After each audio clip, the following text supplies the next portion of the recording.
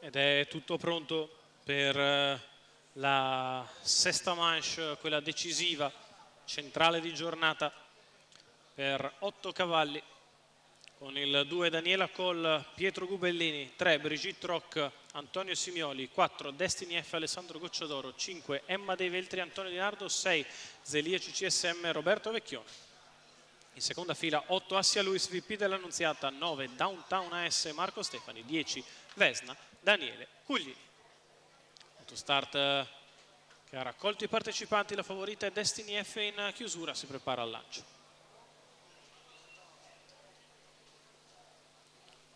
Partiti. Di galoppo Vesna e Destiny F.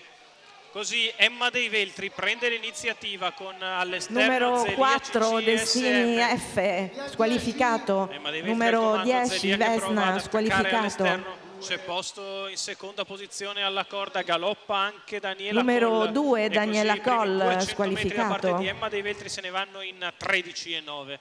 Emma Dei Veltri al comando nei confronti di Zelia CCSM, che si è sistemato secondo. In terza posizione Brigitte Roch a precedere Downtown AS, alla retroguardia Assia Luis, gli altri a tabellone.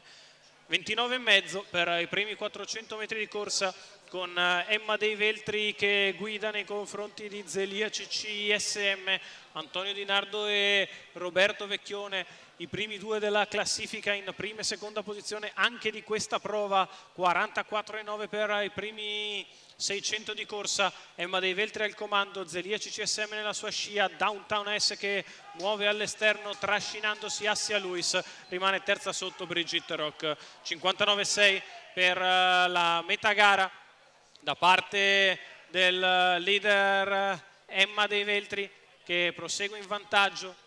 La seconda posizione sempre per Zelia CCSM, Downtown S che per il momento non è incisivo al largo, chilometro in 1,14,2. Emma Dei Veltri che accelera, Zelia CCSM sempre nella sua scia con accanto Downtown S.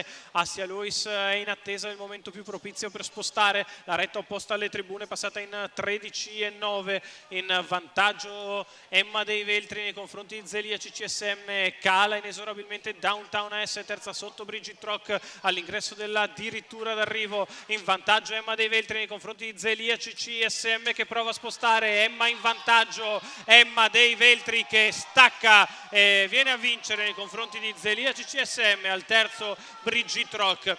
Antonio Di Nardo che si impone con Emma Dei Veltri e va di diritto in finale, così come fa Roberto Vecchione e così come fa Antonio Simioli. I primi tre del centrale erano i primi tre della classifica e sono i tre che andranno nell'ordine in finale a scegliere il cavallo per la finale a 3. La prima scelta starà ad Antonio Di Nardo, che vince con Emma Dei Veltri questa prova. Il training ovviamente di Gennaro Casillo, i colori di Giuseppe Casillo.